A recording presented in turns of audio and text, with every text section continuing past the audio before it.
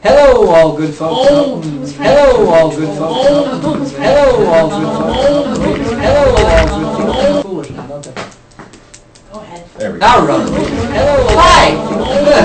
How are you, good folks out there? Now run. Hello. Hi. How are you feeling, folks out there? Now run. Hi. How are you feeling, folks out there? This is now run. Hi. How are you feeling, folks out there? This is now run. Hi. All you folks out there that aren't good with Italian will pronounce it as the Aradia or the Aradia. Now, as my plan that was donated by Lexi, as is per usual, says, one of the most sacred pieces of Wiccan literature is, in fact, the Vangelo della Strega. The Vangelo is a collection of legends passed down from the Aradian witches of Italy, or what became known as the Stregoria. The Italian witch Maddalena, or Magdalena as sometimes she is referred to as, gave a copy of the Vangelo to the famed linguist and early pagan Charles Godfrey Leland. Now, the most important part of the Vangelo is certainly the creation story that it contains. These stories found in the Vangelo are meant to be understood as something called allegory, which is to say these stories represent their subject symbolically, all symbols, portraying it in familiar, everyday forms rather than with abstract concepts. Only by understanding that the Vangelo's human characters actually represent the timeless forces of nature and the universe, and that their actions portray the cosmic processes, can you hope to get anything out of it. If you understand that concept, you'll get all you need to out of it. So let's delve into the text itself. This will be mostly a text-based lesson because it's very difficult to understand the Vangelo and its various lessons within without actually having the text in front of you. That's why if you do have a copy of Witch School's First Degree, we recommend that you do indeed read this section carefully. There is a lot of allegory in it, which means there's a lot of symbology, a lot of theology, cosmology, lot of ology. To study this section is important. To begin from the text, according to the Vangelo della Strega, Diana was the first created of all creation. In her were all things. So that touches upon something we call the primeval deity. And the primeval deity is indeed the being that existed before creation in and of itself. The primeval deity is sometimes considered to be the goddess in a certain pantheon that I can't remember which one it is. And if anybody out there or even here knows a pantheon it is, it's Cybele. Cybele was an androgynous deity that in one creation story, having both male and female parts, she castrated the male part, of which grew from the phallus the god Attis. And we will understand where this is driven from when we delve into the Vangelo itself. But Varia and Diana being one example of the beginning. Sometimes the primeval deity is actually associated with that of the crone goddess, or where we get the Halloween witch from, the crone goddess. Arguably, the most famous crone goddess is that of Hecate or Hecate, being the Greek crone goddess. She is the goddess of death, the goddess of magic, the lady of the crossroads, as well.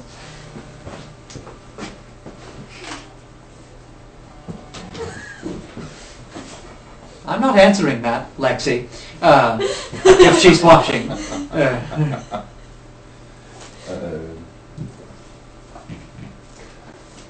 Anywho, your phone is on the floor, Katrina. Cybele, castrating herself, creating Attis and all of that. Well, let's delve into the creation story from the Vangelo to actually make all this thing make sense. For endless aeons, says the text, primeval deity existed in the amorphous and undifferentiated... Put that on the altar. For endless aeons, primeval deity existed in this amorphous and undifferentiated state in the darkness before the first creation. At first aware of nothing, she slept, resting and recharging, gathering her energies and merely being alone and complete in herself. But over the course of time, primeval deity began to stir, to become aware.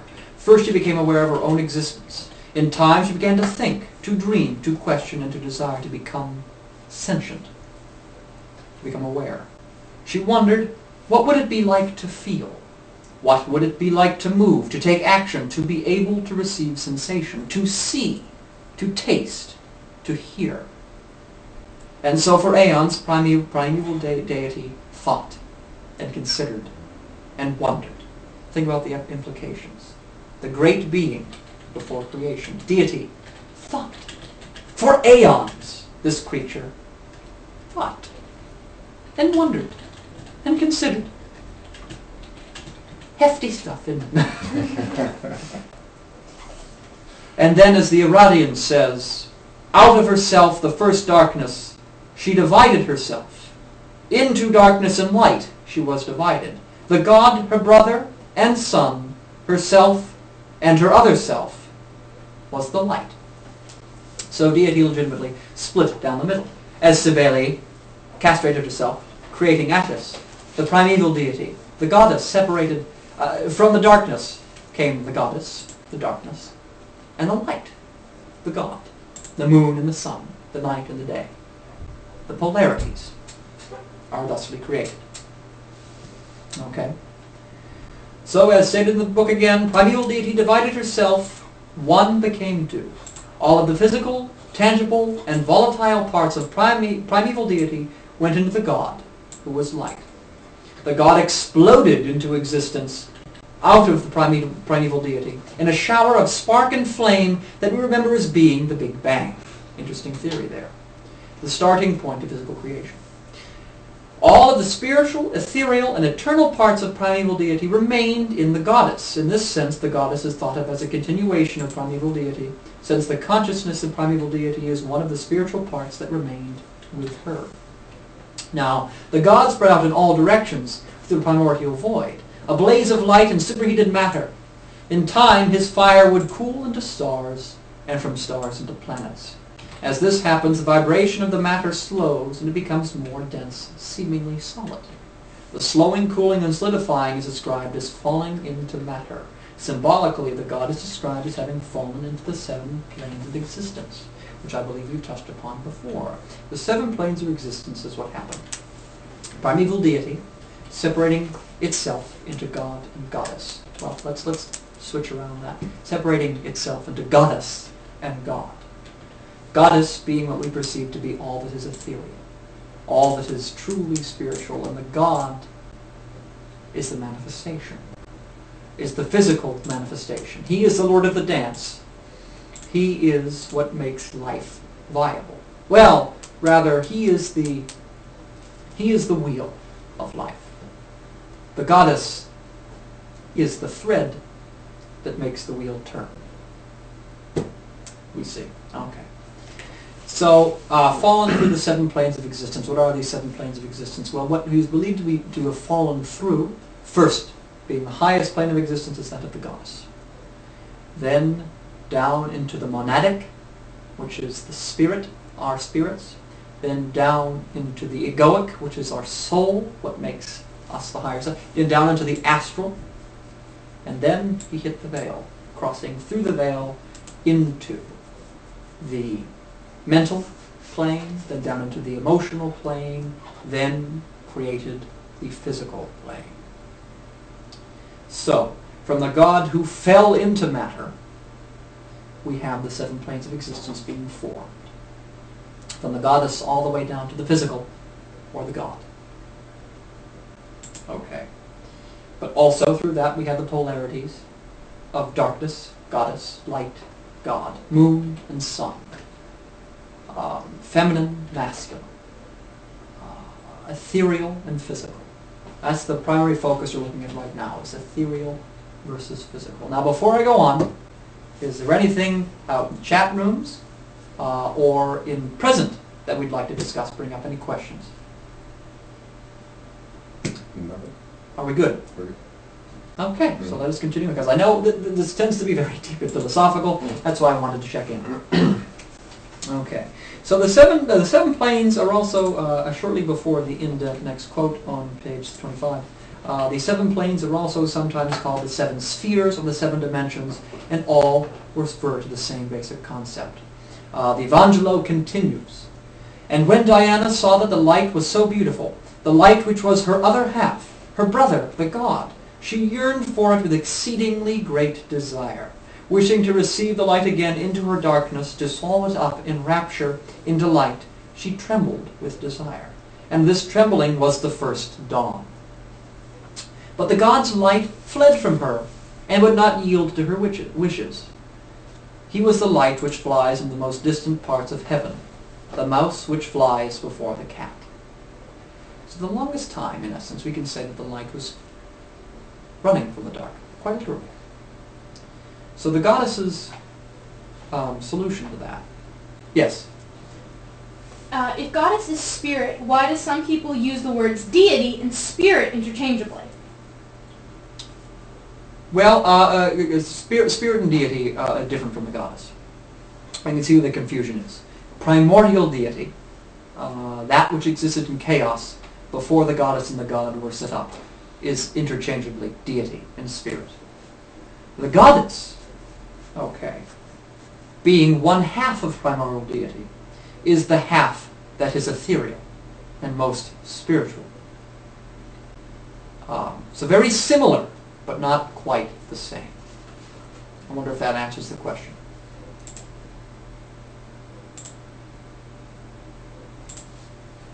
Okay. Does that make sense to the... Okay. Yeah. All right. Kind of. Kind of. Kind of. Okay. Anything else? Wow. Are there more planes than the 7 mentioned? To my knowledge, no. I mean, you have. I mean, if you're talking, I don't want to say cosmically. I think this always reminded me of string theory, in which it's believed that there are 11 dimensions. I believe it's 11 is Well, the number plus string time. theory. That's quantum mechanics. That's quantum mechanics, That's different. But I always thought they were That's dimensions. dimensions. Yes. Dimensions are different from the spheres of Yeah. existence. If we're talking about the 7 planes of existence, 7 spheres of existence, there are only 7. They have chakral correspondences. Let's start from the physical. Physical would be associated with the root chakra. Emotional with the sacral or second chakra. The mental would be that of the solar plexus chakra. The astral would be the heart chakra. Above that we have the throat chakra, which would be the egoic. And above that we have our third eye chakra, which is that of the monadic. And finally the crown chakra, 7th plane of existence, goddess, spirit. So there are only 7 planes of existence. I wasn't really equating them. That's the only other system I could think of. That Was. I mean, I know it's a very loose, vague similarity, but personally, I know we're getting into a little bit of debate here, but I think that's welcome. Personally, I think you're talking about dimensional theory. probably. And dimensional theory is different from the planes of existence because that's dimensional versus cosmological. Yeah. Cosmological would be more theology, Yeah. when dimensional is, well, science. Yeah. That is not to say they don't exist. I personally am of the opinion that those things can combine. I was just throwing out the only other. Coexist. Oh, Coexist, certainly. I yeah. believe they coexist. And even in the same way that the falling into matter is equated to the Big Bang, can sometimes come together. But to be clear, But I was there are talking- yeah. 7 spheres, but there could be hundreds of dimensions. Okay. That's a question of quantum theory. Okay. But quantum theory is another way of looking at energy. Mm. The goddess falling into existence, creating the god. So, Because I know that I think I always think of the levels as almost like stacked up, getting higher and higher. Whereas I think dimensions is more like a lateral. well, that's interesting. That's interesting. There was dimensions can be lateral. Dimensions can be. There was one film that I saw that actually says dimensions are layered. Interesting. Well, then Yeah. now you're getting into the different layers So- of Which is existence what I with more think. dimensions. But the thing with the layers, with the planes of existence, they are spherical. That's what I call them, 7 spheres, 7 planes. The things with planes, planes can be both. We're talking a little bit of geometry in science, right? Planes can be can be parallel. Planes can be like this. And then they can be like that. Planes can be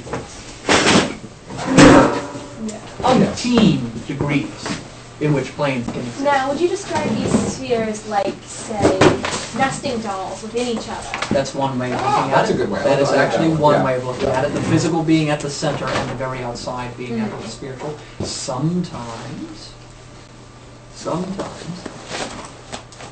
think this would be a panentheist view, saying that everything lives within deity, and deity is everything, spirit. That the very outside is the universe itself, speaking of deity, and all the other planes of existence exist within it in some way or form, all of which in some way overlapping. The fact of the matter is, we exist. I think this will sum it up easily, that we all exist within each of the 7 planes simultaneously. We all are in the physical. Okay, it's obvious. This is a physical right now. Above that we have the emotion. The base emotions. Sadness, fear, happiness, comfort, things like that. Things that can be felt. Out there, yes. I feel that the 7 planes overlap, and that the reason they are stacked is because the higher planes are higher vibrations. This is true. That is God's precise. That is precisely accurate. I agree with that. But to continue my explanation as well, in that they are layered and all interconnected. Of course, we exist in the physical right now. We also exist in the emotional. What are the feelings that we are feeling?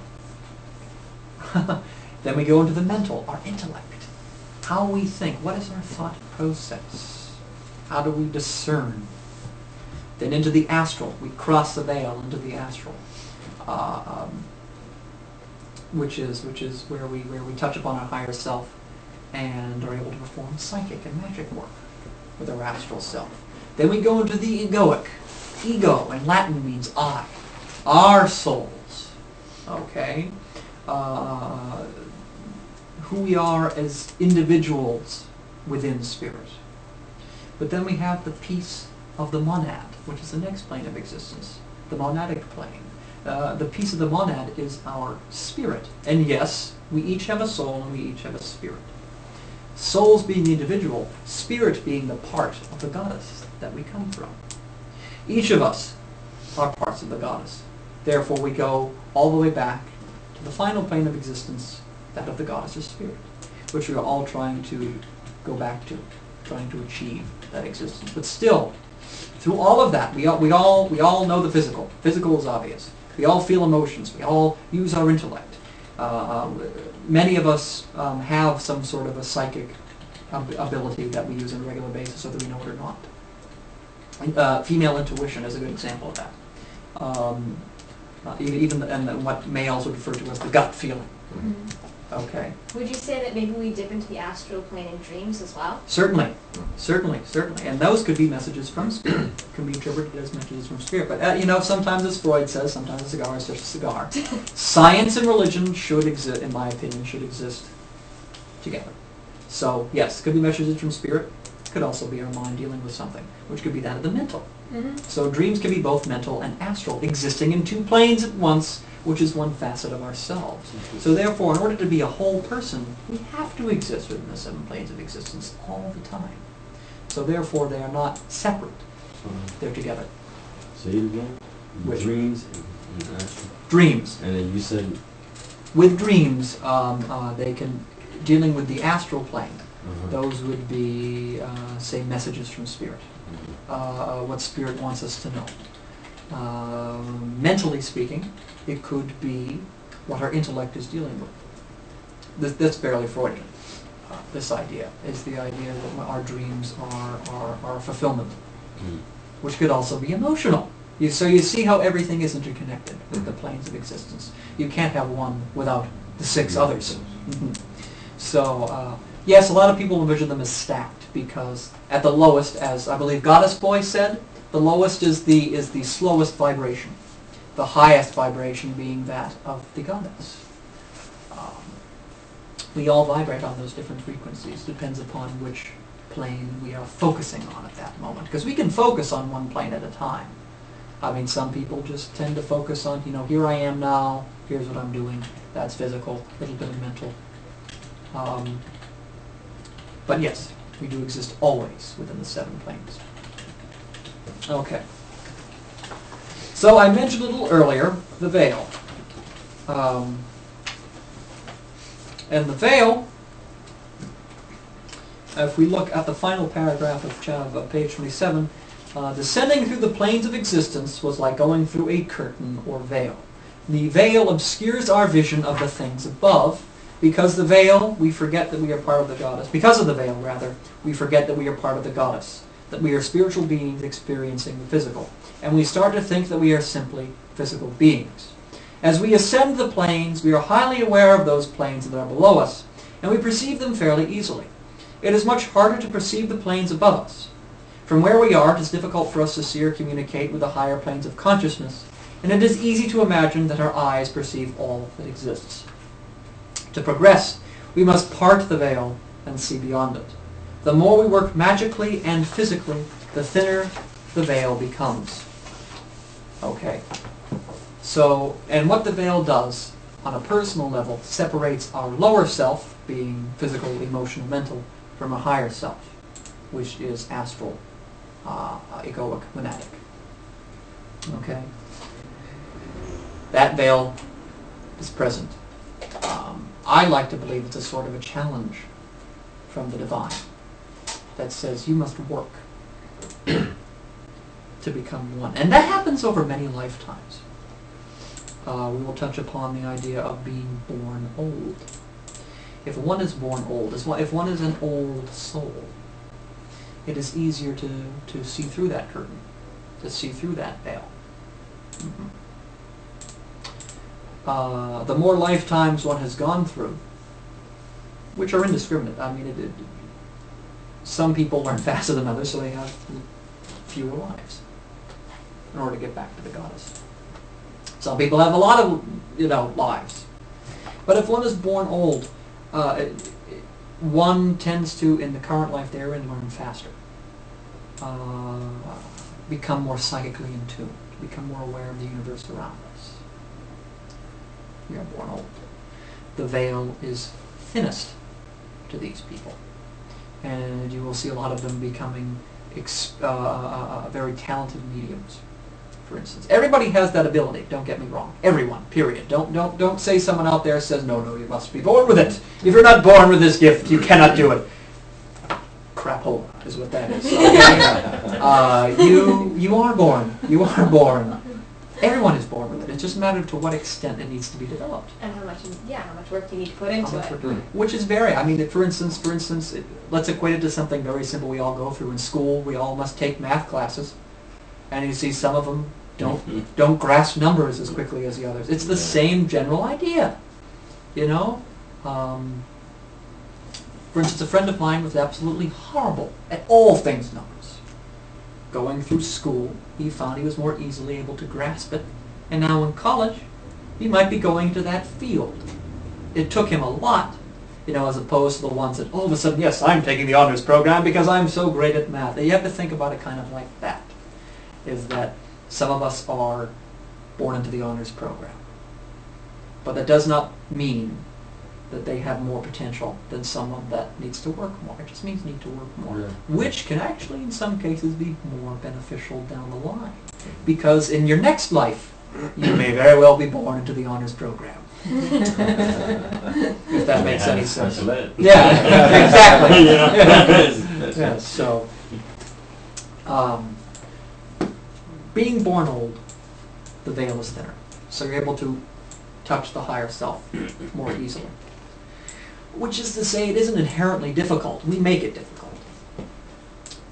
But you see a lot of people that exist within the world, tend to live a very physical existence. They don't touch upon the divine at all. So that veil is actually very thick for them.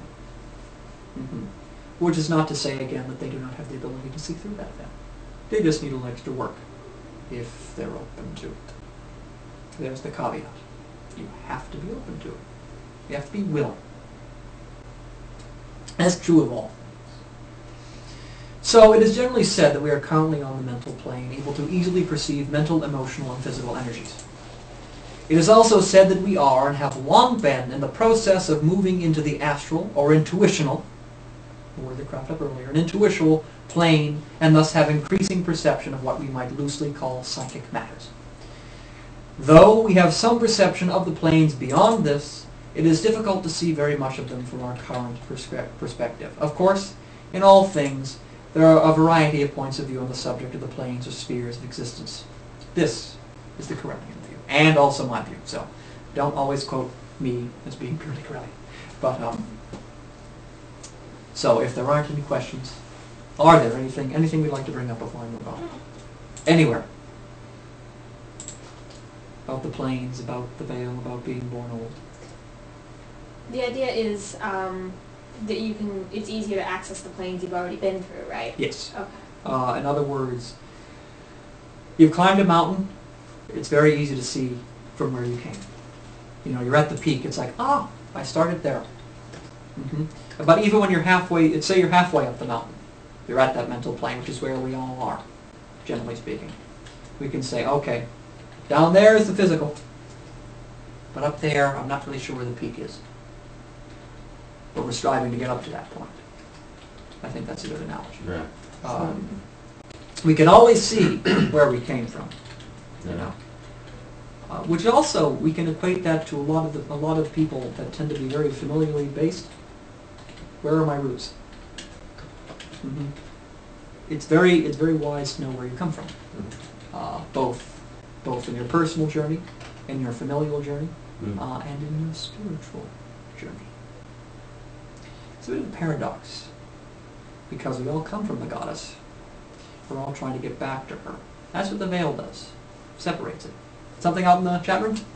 If goddess is spiritual and God is physical, why are there gods who appear to be spiritual and goddesses who appear to be physical? Like goddesses of emotion and mentality, or gods of heaven and death? God's point. Interesting question. Goddess of heaven and death, Hecate, crone goddess, easily associated with the primordial goddess. That comes down to personal deity, which we covered last week. How do you perceive the abstract deity, spirit? Why are there different deities out there? Well, that could be a cultural thing. For instance, the Romans had many, many gods for many, many different things. Vesta being the goddess of fire, hearth and home. Hecate, or I don't know the Roman name for her.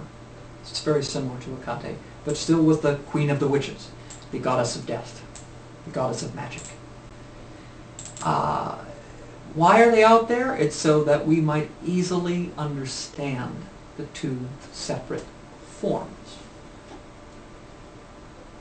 Personal deity. A friend of mine, personal deity is Hecate. So he deals a lot with the primordial and magic and of the other world or underworld. Why do they exist? Personally, it's hard for me to say why they exist. Again, it very well could be a cultural thing. It could be perceptions. It's just perceptions. How do you perceive it? Perhaps the idea of the goddess associated with the earth being something very physical. Sometimes it is indeed Mother Earth and Father Sky. It's just another perception. But with Mother Earth and Father Sky, together they first came from a primordial deity. They came from chaos. That's what came first. Still, they split into the polarities of Mother Earth and Father Sky, masculine and feminine, Earth being nurturing. So it makes sense it might be Mother Earth. But still, we say Father God is the physical, not necessarily the Earth. Something out in the chat room? Lexi thinks you look nice tonight.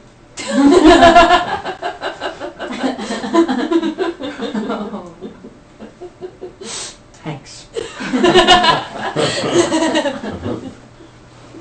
Thank God the lights are very white, otherwise it'd be very red right there. I wanted to go back to what you were saying before. You were saying about this on the old soul thing. Sometimes I have a habit of saying, "Oh yes, I have an old soul," but it feels like it feels that way that I have an old soul because it's just how the way I am and how people see me. It's true. You know. And have you ever? Here's a good question. Does it sometimes feel, or does it feel like a lot? That's like, ooh, been there, done that. If you get a lot of the been there, done that, well, you probably have. Deja vu is present for a reason. It means you probably have seen it in a past life. But it doesn't happen constantly. I mean, for instance, I have a little bit of deja vu sitting here tonight. It's quite possible that in the past life I was a teacher. You know, not to be arrogant, because I could be horribly wrong. If I was, egg on my face. But it's a matter of, let's talk about the personal experiences. So you say people have come to you and say, it feels like you have an old soul. Correct? yeah. So, Can I ask the context? like the way. Yes. It's just mostly how I am with people, the way I treat people, or how I am like sort of like a fatherly, just a respectable. You know, you could still have your nice, but at the same time you have your don't cross that boundary. You know, at the same time you still teach. That's very much of the sorcerer archetype. Odin is a sorcerer god. Who else is a sorcerer? Dida in the Celtic mythology is a sorcerer god.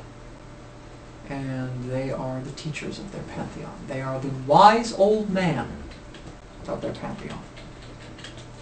And if you cross a line with them, hold on to your butts. But at the same time, they're also very kind, Very, approachable. Okay. And on the flip side, the feminine side, Hecate.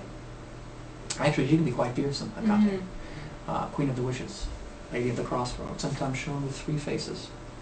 Because she's looking in all three directions, so she can. She knows all. She knows more than Zeus. Even Zeus comes to her for his power. Yep. Zeus, the king of that pantheon, goes to Hecate because she knows all. Wise old woman. Both ways. Both ways. And to be born old can sometimes be a gift, can sometimes be a curse. Why do I say that?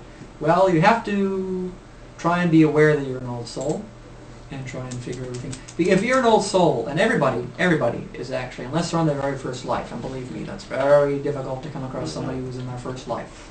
Few and far between. You are learning from your past life. It's a matter of how much do you remember from your past lives without knowing it. And if the older you are, the more you retained.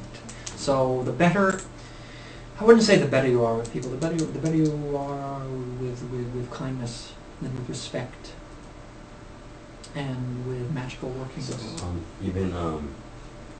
Even understanding that, okay, you have, and just putting it out. Like I said, people say, oh, I have an old soul, but at the same time you're still, like, you know yourself, but you still don't know the ancient history about yourself. Yes. It's also a matter of, if you're an old soul, you should be able to walk the talk. Yes. And you know, a lot of old souls don't talk. They walk. You notice that?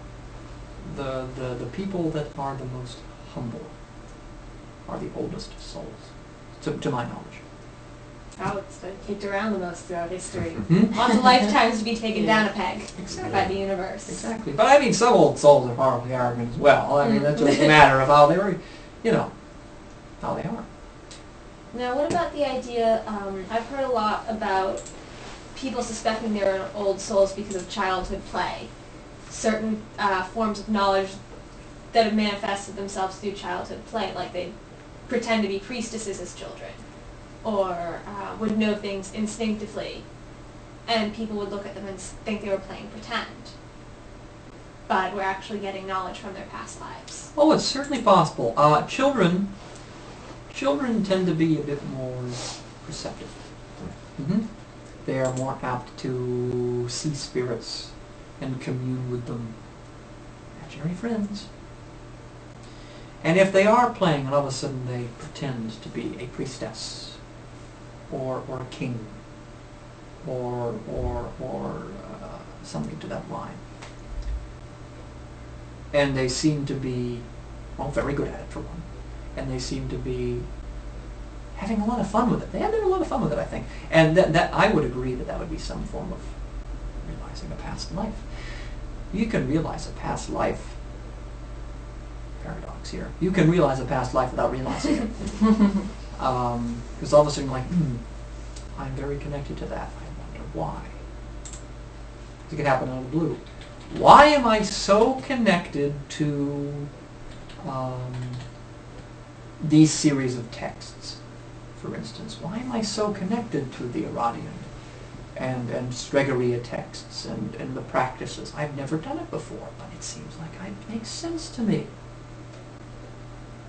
Perhaps you were Stregoria in a past life. There is an order in the Corellian tradition called the Order of the World Walkers, and I've had a couple of conversations with Reverend Dunn about this, head by the Most Reverend Lady Crystal Hightorrell. And the Order of the World Walkers actually deals with conscious incarnation.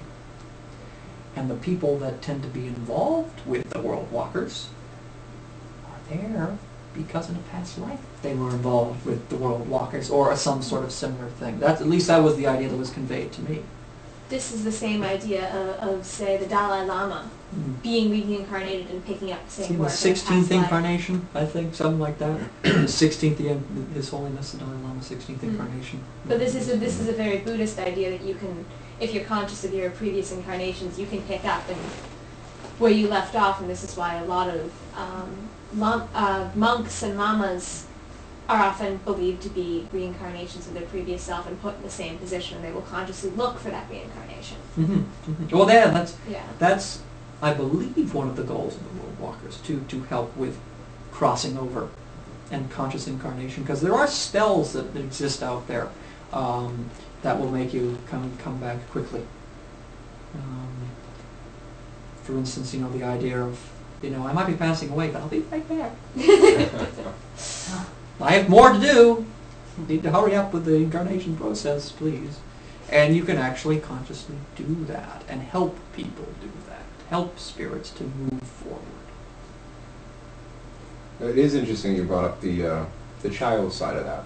A lot of folks believe that children are actually closer to the veil than we are here, because when you're born, you're closer. Maybe you in the body you're in, you can't express that, and then as you grow, you're taught the ways of humanity, which kind of block that or make it harder than if you open up to get older. An interesting scientific fact that I've actually witnessed myself, hands-on in Boston, is a baby, fully developed baby in the womb, in a state of dream. I've watched it real time. I've seen the brain waves, and the doctors. It's something that they've never been able to explain, but it's a normal occurrence. All babies in the womb will dream. Now, what will the baby be dreaming about in the womb who has never seen daylight, never seen anything? What is that baby dreaming about? Exactly. And you can actually, I actually see smiles on a face, or you can actually see as if you were dreaming. Same thing's going on there. So what are they dreaming about? That's a question for the ages. Very interesting. And I think that there's more strength to your theory. To take that even to a more of a personal level, no one is born with cynicism. No one is born jaded. That's true. Yeah. You, for lack of a better term, it is given to you.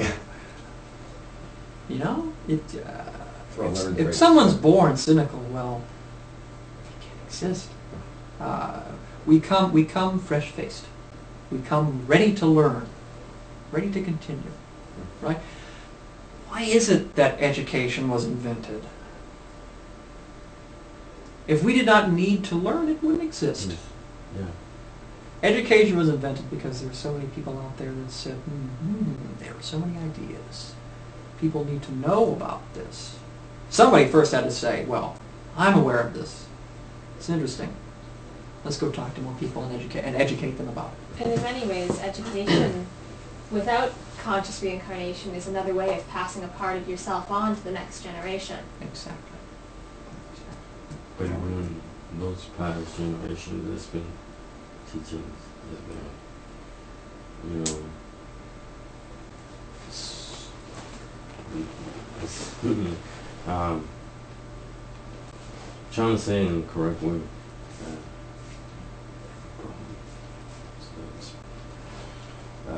Teaching, but like showing, you know, showing.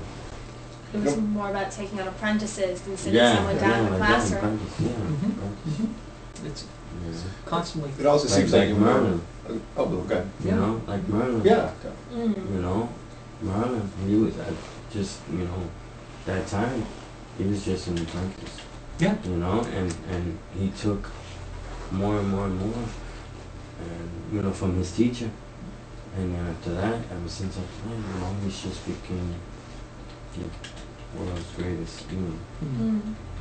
And it all comes back down to the original idea of the creation myth.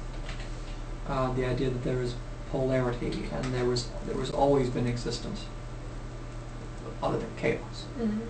There's always been existence, and there's always been a want to go back to something that we've come from, but we need to be prepared. So that's why we go through many, many lives, to learn the lessons we need to, because these are aeons and aeons and aeons worth of information that needs to be learned, so that one can fully connect back to where we came from.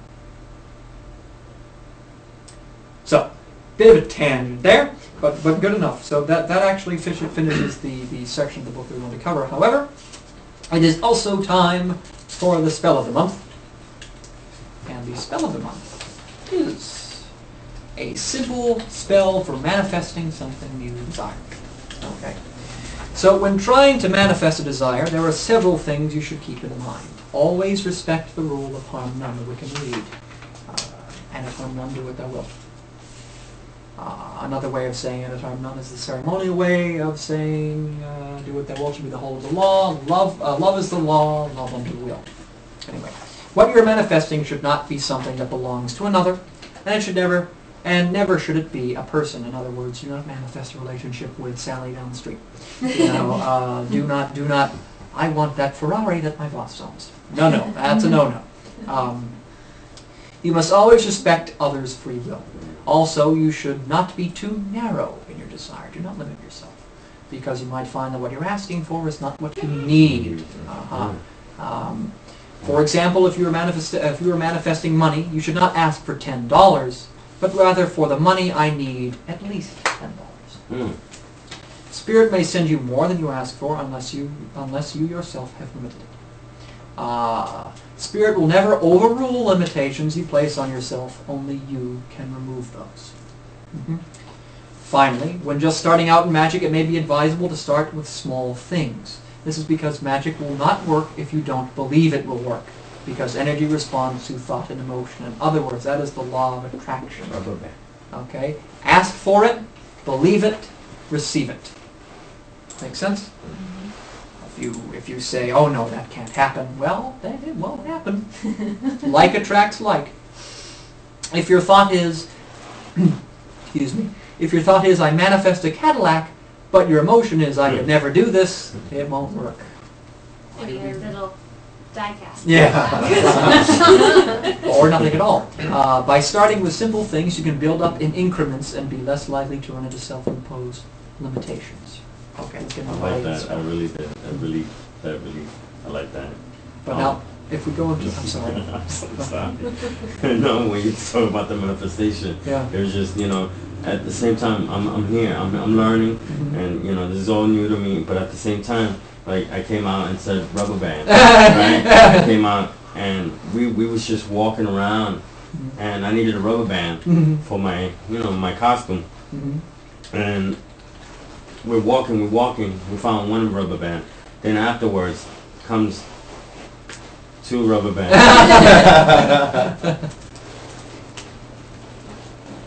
Three rubber bands. So it just kept on. That's Only exactly. for the littlest things. I said for the littlest things. So it just, you know. Isn't that funny? It was just. That is actually a nice example of that. I need a rubber. Darn it! I need a rubber band. Where's the other rubber band? I'll find a rubber band. I got 3 rubber bands. Look at that. This afternoon, I asked for a parking space, Yep. and we pull into Wharf Street, and there's a parking space Isn't it right in funny front of how the that one museum. There you go. There you go. I just want a parking. Doesn't matter what the parking space is. Ooh, right in front of work. Yay! You know that's it's what it is. I mean, that is the best way. Don't limit yourself. Don't limit yourself. You did. You say. I need a rubber. I need a rubber band. Need a rubber band. Oh, found a rubber band. But you didn't say I just need one rubber band. It's like, no, I need a rubber band. You may find There are you need three. You may find you need Yeah. 3 rubber bands. That's- Or if you need that's 2, maybe also- one will break and the Yeah. third will That's stay. also Yeah. a great that's also a great manifestation of the power of 3. You know, That's and it's cool. just the That's moment what you it's go. Well, I had a similar story, but Yeah, that yeah, you can get yeah. more Yeah. than I you was can just like, handle. alright, Like cool. asking for a job and getting 3 jobs. Yeah, Yeah, sometimes. that happened to me. Yeah. That did happen to me. But the actual spell, if you want to consciously manifest, instead, you will need a candle. White is good, but so is red. Do whatever you want to. Again, don't limit yourself. Something to light it with. Nothing will screw up your magical consciousness worse than forgetting the matches and having to stop to look for them in the middle of the working. You know, make sure your lighter's in your pocket. Make sure the lighter's in your pocket. You need a piece of paper, something to write with, a burning dish. In other words, something to safely burn something in. Fire pit if you're outside, whatever. Kitchen sink works Kitchen too. sink, certainly. Something to stir the fire with. A stick or a knife work well. Okay, and here's those are the supplies. Now here's what you do. Begin by releasing all tension and anxiety. Put yourself into a comfortable position. In other words, ground and release. Focus and release. Now think about what you want to manifest. Concentrate on it and imagine clearly what it might be like to have it. Meditate on it for a while, keeping it clear in your mind. Now write down on your piece of paper what it is you wish. You may wish to write it in a manner similar to the indication given below. You may notice that we use the same one rather a lot, but when something works, why mess with it? Now, after writing on your piece of paper what you wish to manifest, light your candle. Again, release all tension before you start the actual spell. Focus for a few moments on the candle's flame. Now take your paper. You may want to fold it in half, but don't fold it up as tightly as it will slow down the burning process. Imagine a ball of white light at the center of your chest and affirm. Is there a question out there? Where are you starting? Oh, Uh, sorry, I was listening to you, so it's a little bit delayed. Lexi just wants to let you know, Jeff, that you look pretty tonight. She actually said it specifically purdy, but Purdy. Thank you, Lexi. anyway, affirm. Affirm. Affirm. Behold, I connect myself to powers of the universe. Imagine yourself rising Imagine yourself rising up above your physical body and high above the earth. You may want to imagine looking down at the whole earth below you. Now affirm, there is one power in the universe, and I am a perfect manifestation of that power. Open your eyes and take your paper. Affirm again. There is one power in the universe, and I am a perfect manifestation of that power, and as such, I will that even as this paper burns, so too shall this which I have written come to pass. May it come to me easily and with harm to none. I will it, I draw it to me, I manifest it, I accept it, I receive it, I give thanks for it by my will, so mote it be, and it is so. Now set the paper on fire. Imagine a ball of white light all around the paper, as clear and bright as possible. Hold the paper as long as possible, then place it in the burning dish and let it burn until it is gone. Use a stick or a knife to lift it in the bowl so that it doesn't lay on just one side and prevent that side from burning.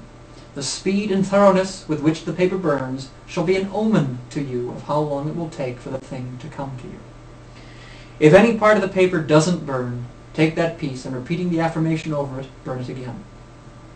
Now clear and release, as you now know how to do, and do not obsess over what you have manifested.